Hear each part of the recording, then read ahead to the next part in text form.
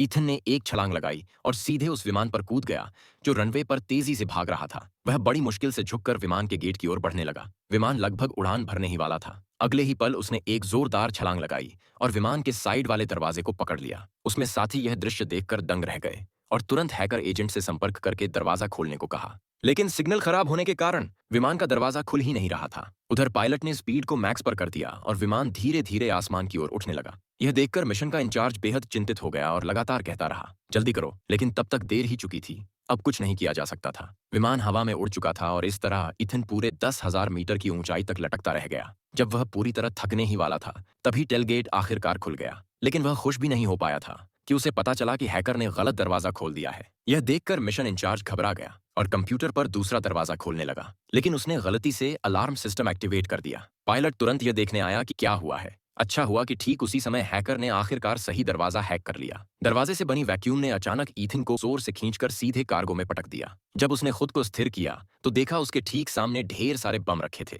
तभी पायलट भी वहां आ गया। उसने खुला कार्गो डोर देखकर उसे बंद करने का सोचा ही था कि तभी कुछ गड़बड़ लगी। करोड़ों हथियार ने गरीब देशों में पहुंचे उससे पहले ही ईथन ने लिवर खींच दिया और सारे विस्फोटकों के साथ सीधे विमान से कूद पड़ा।